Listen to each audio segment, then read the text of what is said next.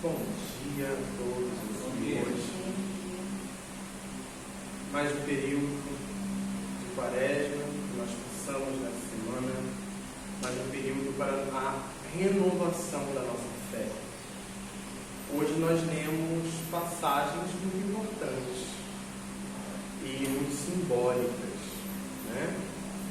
Primeiro a gente vai voltar há muito tempo atrás, lá no deserto, onde o povo caminhava, e o povo andava, e o povo reclamava, e o povo sofria, e o povo murmurava.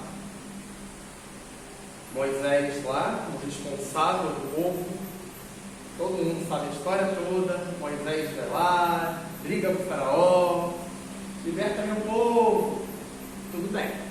Só que depois que tem a libertação, nós temos o quê? A caminhada rumo à terra prometida. E nesta caminhada de muito sofrimento, muita reclamação, o povo murmura, temos sede, queremos água, queremos comida, queremos sombra, a gente quer voltar para o Egito, a gente não está aguentando mais essa libertação está custando a nossa vida, essa libertação está me custando caro. Que libertação é essa? E Moisés, dá um jeito, você não é o elo com Deus? Deus mandou libertar a gente para morrer aqui no meio do deserto. E Deus fala com Moisés, vai lá com os líderes, escolha, e eu darei água. E da rocha brotava água. E Moisés foi.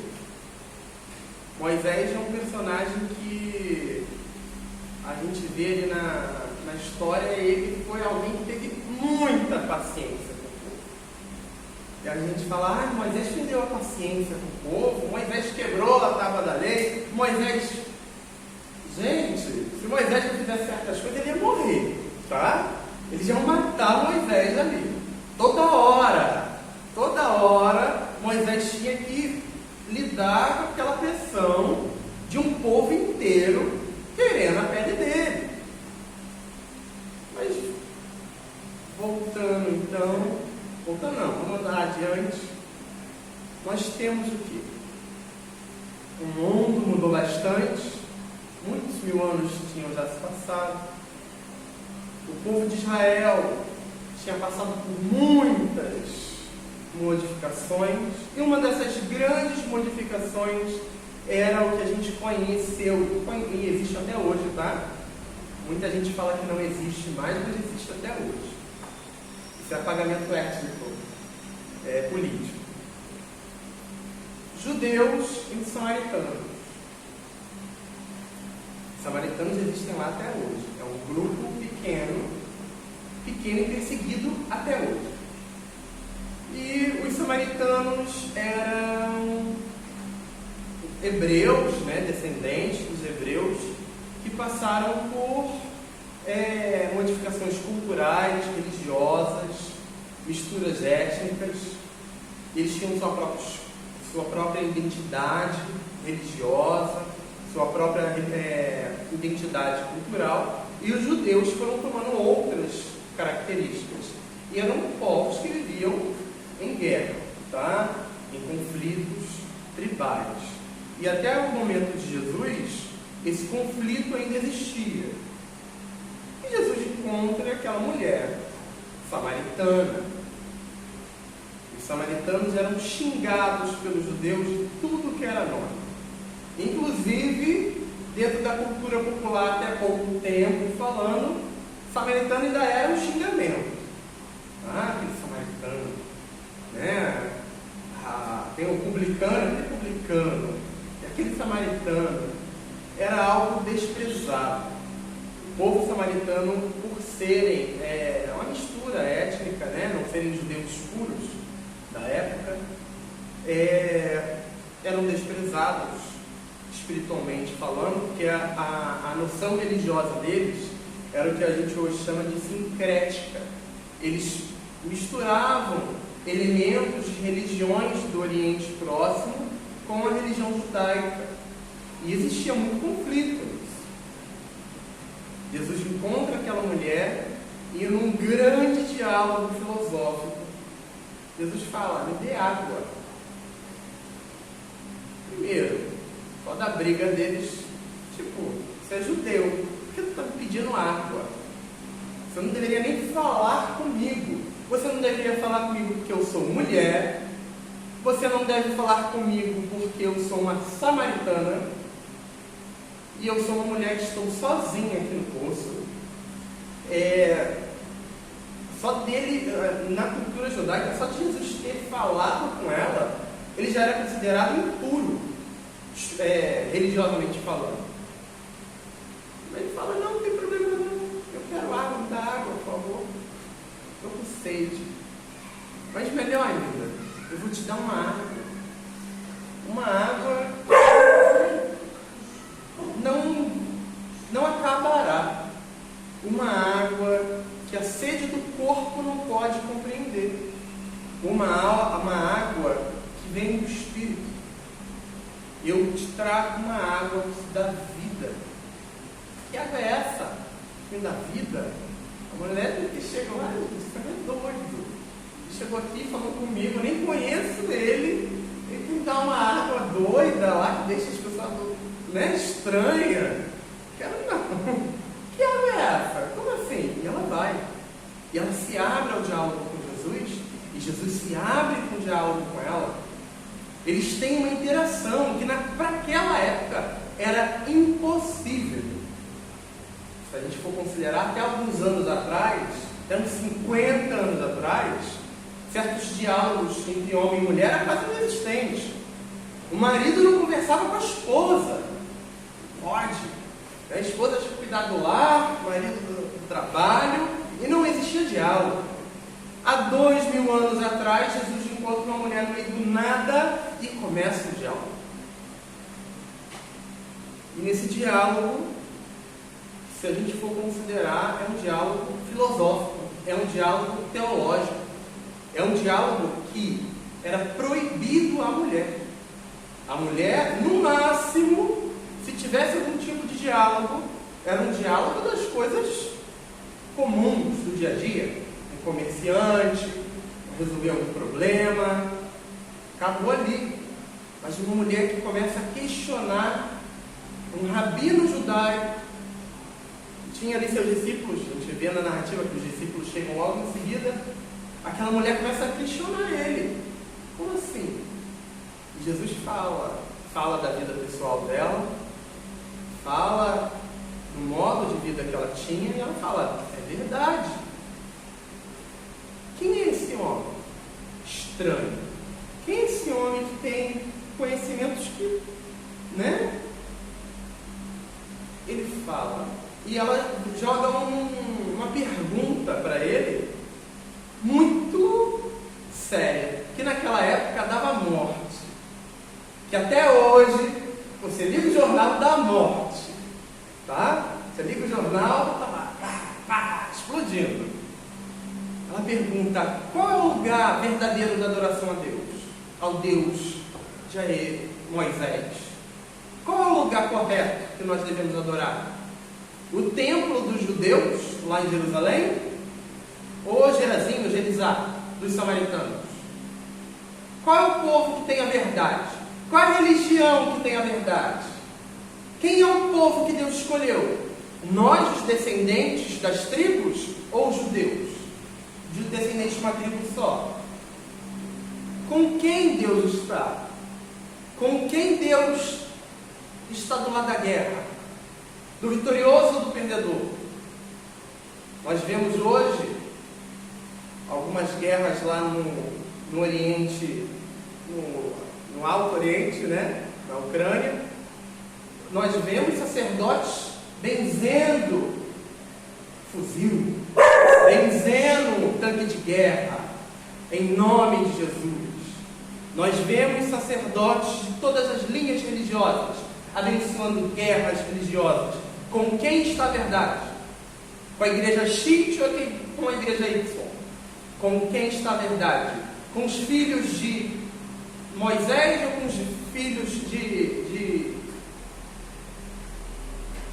Muhammad? Com quem está a verdade? Com os seguidores de Jesus ou com os seguidores de Buda? Aonde deveremos adorar de verdade? Um culto litúrgico organizado ou um culto carismático e aberto? Aonde devemos adorar? Um culto onde existe mistério e liturgia profunda, ou um culto onde existe estudo, uma pregação expositiva? Com quem está a verdade? Qual é o método correto? Qual é o método que agrada ao coração de Deus? Ela joga isso para ele. E é uma pergunta que vem se arrastando durante gerações na caminhada humana. Com quem está a verdade? E Jesus responde. Vai chegar um tempo, e esse tempo já veio. Esse tempo é um tempo onde quem de fato é adorador de Deus, adorará Ele em espírito e em verdade. Não terá mais uma briga étnica, não terá uma briga litúrgica, não terá mais uma briga teológica. Deus se faz presente na vida. E Ele aceita a adoração daquele que se dispõe com sinceridade, com profundidade do coração. Deus é aquele que aceita a adoração que vem do fundo do teu coração. Ele não liga para a roupa que você está vestindo. Ele não liga para o que você deixa de comer ou come. Ele não liga se o seu templo é no alto do monte ou é lá nas profundezas da terra. Ele não liga se você vai numa cidade santa procurando um milagre. Ele não liga se você vai no santuário X, se você vai assistir o pregador Y. Ele liga para o teu coração. Quando você se abre à vontade dele, à graça dele. E a graça dele trabalha no seu coração. E ele se alegra para você se alegrar nele. Andando mais um pouquinho, nós vamos lá em Paulo, na carta aos Romanos, que nós acabamos de ler. E nós temos algo muito interessante que o apóstolo, para aquela comunidade de Roma, ele chega e fala do mistério da fé, da graça. A fé produz a graça na caminhada em Cristo, e a graça, pela alegria em Deus, vai projetando uma esperança da glória, uma esperança que nós ainda neste mundo, nós não temos ainda plenitude do conhecimento. Nós esperamos algo neste mundo, fazemos a vontade de Deus e produzimos as obras necessárias para agir Deus no mundo, na vida dos nossos irmãos.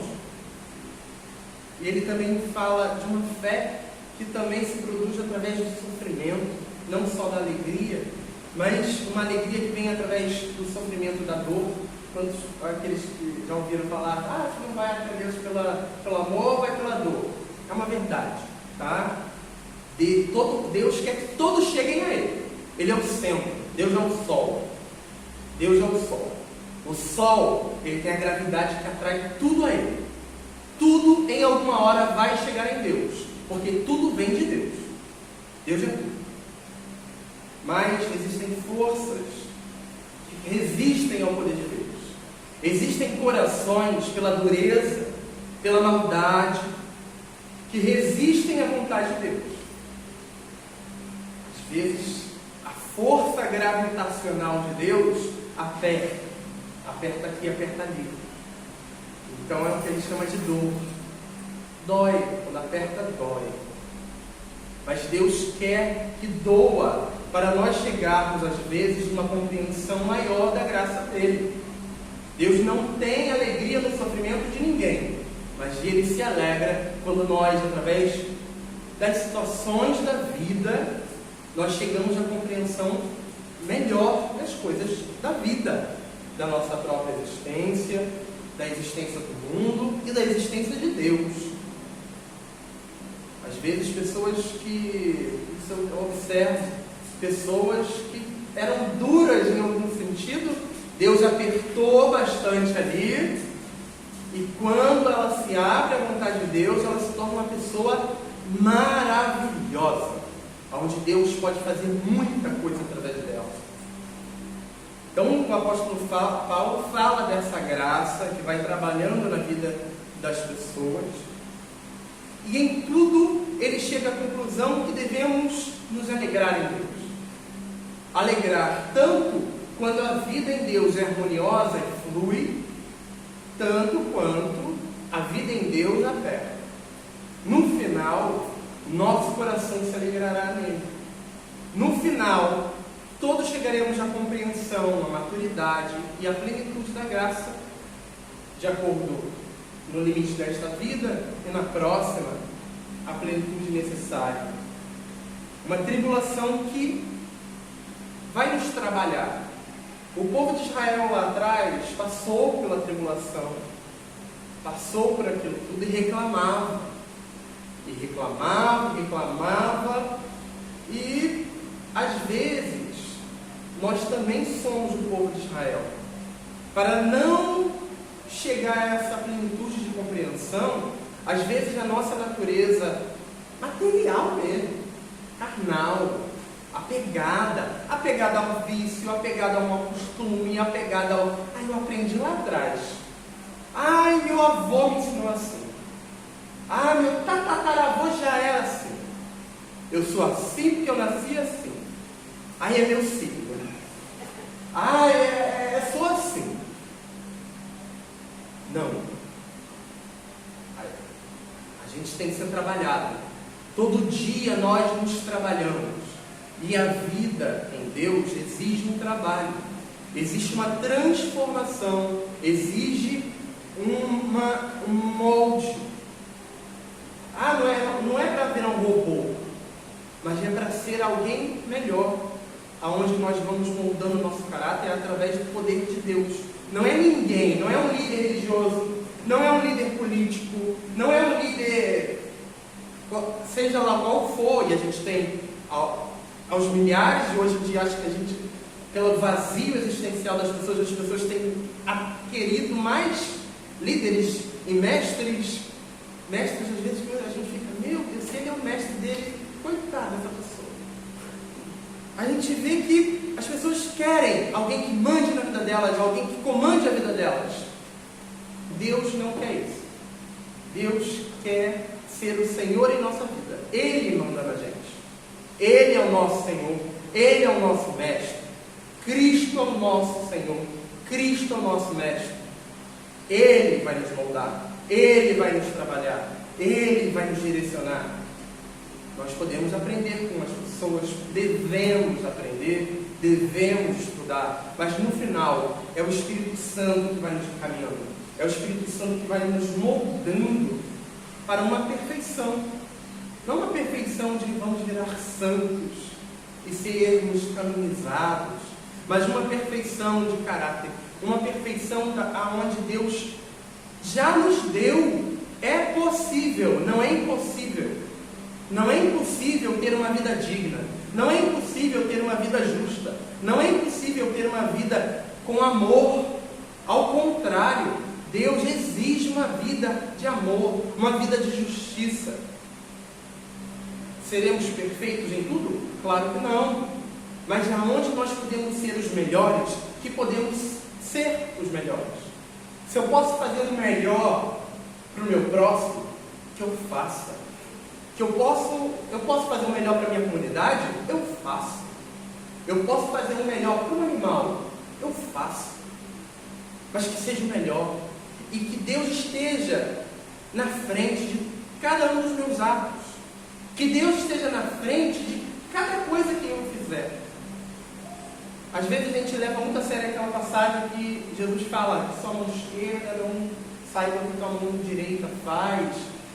Não é necessariamente esconder tudo que eu faço secreto. Eu sou agente secreto de Jesus. Eu vou esconder tudo que eu faço. Não. é ter a direção que não é eu que faço.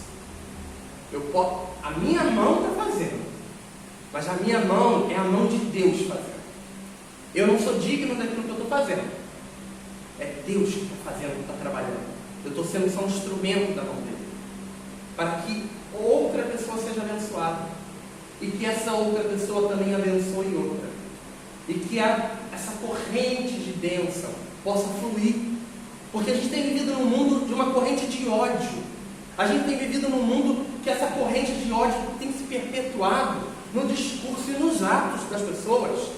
E é bem-vindo uma sociedade onde o mal é exaltado, onde a prática da injustiça é vitorioso. Não é. Pode ser vitorioso nesse mundo, mas para Deus, aquilo que é correto, bom, justo e digno, isso é o correto e o vitorioso. E que Deus possa nos capacitar nessa quaresma que nós temos nos aprofundado, essa quaresma de um exercício de interiorização da nossa espiritualidade, que Deus possa nos aperfeiçoar nisso, esquecendo o que faz mal, mas nos focando naquilo que é bom, esquecendo toda a murmuração, esquecendo aquilo, botar culpa no outro, murmurar daquilo que o outro está fazendo ou deixando de fazer, mas focando naquilo que eu posso fazer hoje, focando naquilo que Deus está fazendo por mim hoje, naquilo que eu posso fazer por outra pessoa, hoje e amanhã. Que Deus possa abençoar nossos passos, que Deus possa prosperar a nossa caminhada rumo à direção da plenitude da graça de Deus, e que a fé que nós temos em Jesus seja cada dia libertadora na vida daqueles que nos envolvem e principalmente na nossa própria vida. Que Deus nos abençoe. Amém.